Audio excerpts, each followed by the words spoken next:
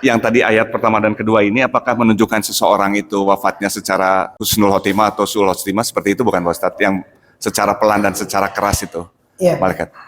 Itu Jadi kira-kira. yang menentukan seseorang itu husnul khotimah atau suul khotimah yaitu hanya Allah yang pertama ya. Yang kedua dengan ciri-cirinya.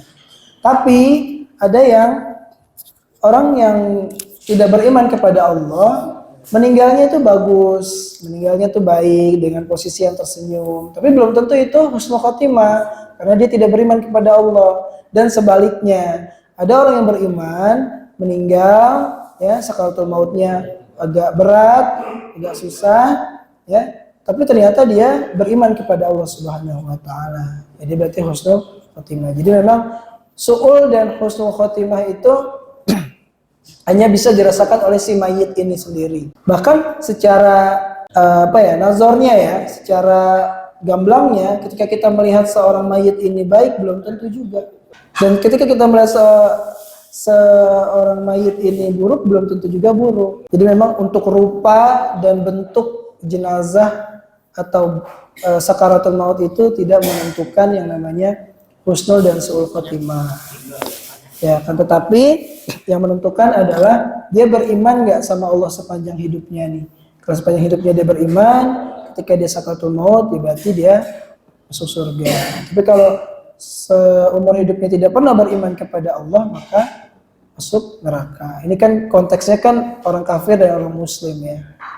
Tapi kalau dikatakan sakaratul mautnya orang yang beriman, nah itu pasti berbeda-beda. Ada yang meninggalnya enak, hanya tidur aja terus kemudian langsung meninggal.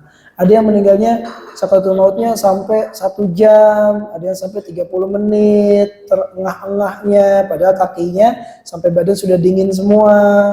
Jadi berbeda-beda seperti itu. Dan memang ada yang mengatakan bahwa ketika sakaratul maut itu dirasakan, yaitu ibaratnya kafarat dosa terakhir yang bisa dirasakan di dunia, sehingga nanti di akhirat ya itu tidak merasakan yang namanya sakit lagi. Ya karena kan ini konteksnya malaikat ya, malaikat yang menyambutnya lembut, malaikat yang menyambutnya kasar. Nah itu hanya bisa dirasakan oleh yang merasakan. Karena memang berbeda dimensi juga Pak. Malaikat ini dengan kita kan beda dimensi alamnya ya.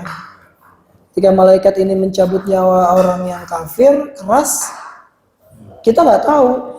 Mungkin orang kafir ini dia udah ngerasa sakitnya luar biasa gitu. Cuma kita ngelihat kan biasa-biasa aja ya. Ya mungkin kalau bapak-bapak di sini ngelihat jenazah itu kan biasa-biasa aja ya. Posisinya, mukanya ya. Tapi kalau yang merasakan sesungguhnya itu ya si jenazahnya sendiri. Kita sendiri nanti yang bisa merasakan. Tapi di surat Qaf itu wajah sakratul maut bil haqq. Wajah ya disebutkan wajah sakaratul maut itu datangnya itu jaa tiba-tiba. Nggak bisa kita terka-terka kecuali memang kita punya basiroh ya Pak. Kalau kita punya basiroh biasanya sebelum kita wafat nih itu udah ada tanda-tanda tuh. Nah itu ada di kitab Imam Al-Ghazali. Ihya Ulumuddin itu ada salah satu pembahasan tentang tanda-tanda orang yang mau meninggal. Tapi kalau teks aslinya itu wajah tiba-tiba sakaratul maut bil haqq dzalika ma kunta minhu tahid. Kita nggak bisa menghindari. Kalau waktunya kita meninggal, ya meninggal. Apapun kondisi kita, baik kita sehat, kita sakit, kita kaya, kita miskin.